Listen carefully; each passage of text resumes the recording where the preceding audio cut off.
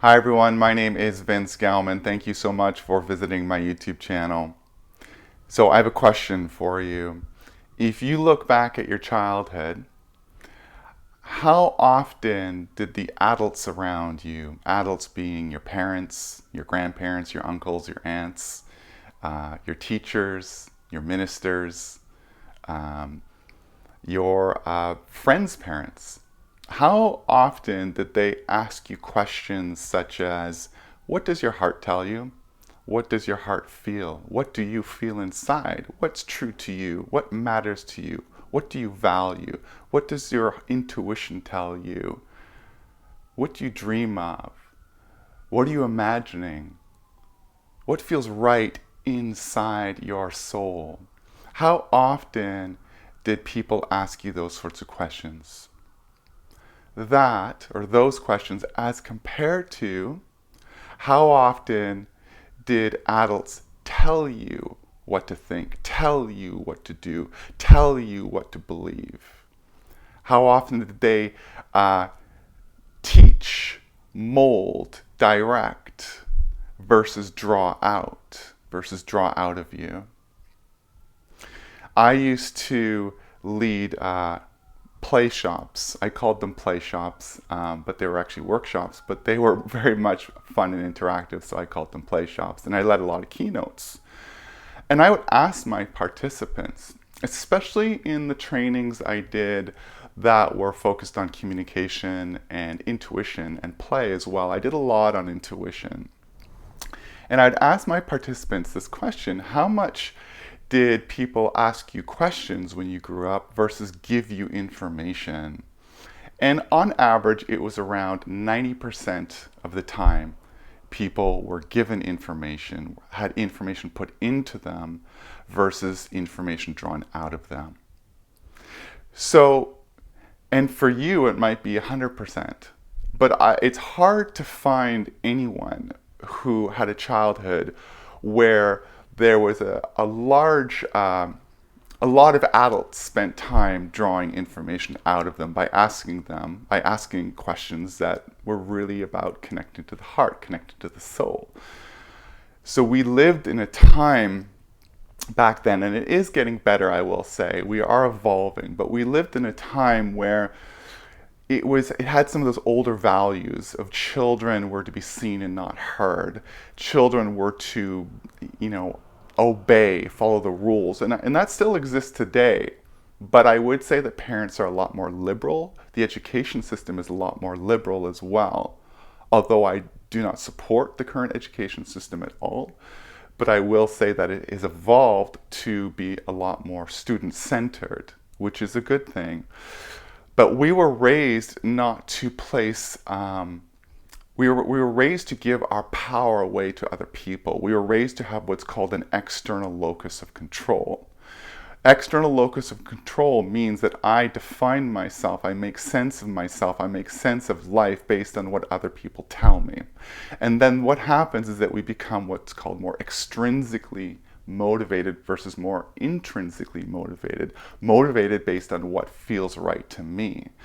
One of the reasons why unstructured play is so important to children is because to their learning and development, it's because unstructured play allows children to be self-directed. And when people are self-directed, they're listening to the self, they're listening to their heart, they're listening to their instincts, they're listening to their gut feelings, they're listening to their soul. They're listening to what feels right for them moment to moment. So play is important for that reason, but again, we were not supported in many ways to listen to our soul. We were taught to give our power away. We were taught to believe what the media tells us. If you go back generations before, it was even stricter in this sense. The man was the head of the household, and he had an iron fist rule. I don't know if that's the right wording, but he ruled with an iron fist a lot more. The school system was a lot more dogmatic. The school system was much more controlling. But with the pervasiveness of the media today, with the pervasiveness of social media, the fact that we are bombarded with information, we are now tempted more than ever and certainly kids are, because they have access to this information. We are tempted to define ourselves and define life based on what's being given to us from outside. So though the family home, though the school system has become less rigid, we are at the same time in an information age where we're being bombarded, and we are, and it's molding us in many ways to have an external locus of control. And I want to say to you that there has been research to show that there is a correlation between between kids having an external locus of control and anxiety and depression, and that's not to be a shock. And I can give you that research. I can't remember if it was children, teens, or adults, or if it was a longitudinal study. But I'll put that link in the description so you can have access to that research. But basically, again, yeah, if we're not listening to ourselves, if we're not honoring what's true to our inner nature, if we're not honoring our feelings, if we're not honoring our heart, and we are externally oriented, then obviously, if we keep denying ourselves, we are going to experience more anxiety and depression. So if you want to know why kids are struggling today, a lot of it has to do with how much they're defining themselves based on the information that is coming from outside of them. And that is a whole bunch of programming. That is a whole bunch of programming on what you should believe, how you should act, how your body should look, etc., etc. So if I circle back now to the trainings I did on intuition, specifically on intuition, I was amazed at how hard it was for people to trust themselves, to trust their inner knowing, to trust their heart. In many cases, it was as if intuition was almost foreign to so many people. They just couldn't. It was just such a difficult thing for them to really listen and trust that still small voice within. Now, these are adults, okay? These are adults. And this is not to be a surprise given where we've come from, given our conditioning, given that we were raised to, again, give our power away to other people. So if we go, if we now move to the situation at hand, what we have going on in the world, this pandemic, what's happening is that people are unconsciously giving their power away to the media, to what they're being told. And I would say especially the left-leaning media, which is preaching a lot more nonsense these days. Because we were raised to give our power away, because we were raised to be obedient, because we had to submit to authority to some degree to survive. And this is not just the case in this lifetime, but in past lifetimes. We had to give up our authority to survive. And because we struggle listening to our intuition today, we have a hard time discerning. We have a hard time discerning. We have a hard time feeling what's truth and what's fiction. And guess what happens then? We are prone to being manipulated. We are prone to being taken advantage of. We do not realize that this is happening. We accept it, we tolerate it, we chalk it up to all normal, but that's what we did when we were kids. If you understand that, that's what we did as kids. We didn't know any different. We just thought it was normal to have a whole bunch of adults telling us what to believe. We went to school and we bought into what we were being told. We were bought into the whole system. We didn't know any different. And what I'm saying to you is this is still happening today because most people have spent very little time, if any, being self-reflective, let alone healing. Very few people have actually taken time to heal the blocks that separate them from their inner voice. Healing the wounds that keep them separate from their light. The light of their soul. When you heal enough, you create enough quantum space in your cells for the light of your higher self to anchor into your DNA. That light is information. That light is information, everyone. Light is information. So when you have more light coming in, you have aha moments. Suddenly your perceptual bubble bursts. Your paradigm that you held as gospel, that you held as true for so many years and that most people buy into, starts to crack and crumble and dissolve. Because the light of truth is coming in. You thought, you were so certain that this was the way it was, but you have to understand that's because you were operating at a state of consciousness that allowed only so much information to be available to you. And again, remember, you normalized this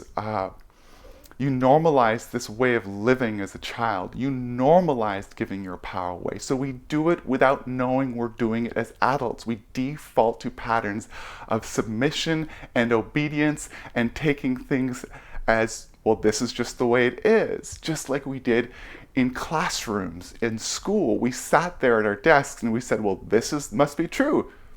If this is what the history books tell us, this must be true. Must be history. Now, I'm sure there's many kids who, at that young age were critically thinking and saying, wait a second, something doesn't feel quite right. I have to admit, I was sort of like that, but for the most part, I bought in. So what's happening now is people are buying in. They don't realize that what's being given to them through the media and what most people are simply accepting as truth is actually highly, highly false. And it's dangerous. It is dangerous to believe it is true. Consider everyone that just because you believe something to be true, and the majority believes it to be true now and historically, doesn't mean it's true. Just because you believe something is true, and the majority believes it's true now and historically, doesn't mean it's true. They're giving you information given their level of consciousness. And also there are a lot of people in high places, the elites, who run the media, who know exactly what they're doing. They want to keep us in the dark. They want to keep us asleep, because if we're in the dark and if we're asleep, then we are more easily controlled. And if we're more easily controlled, they get to stay in power. They get to stay in power. Okay? So the more we learn as children to give up our power, and the more we make a life out of that, because we're not doing our introspective work, we're not doing our healing work, the more likely we're going to give our power away to those who we think have our best interest at heart. We will be deceived.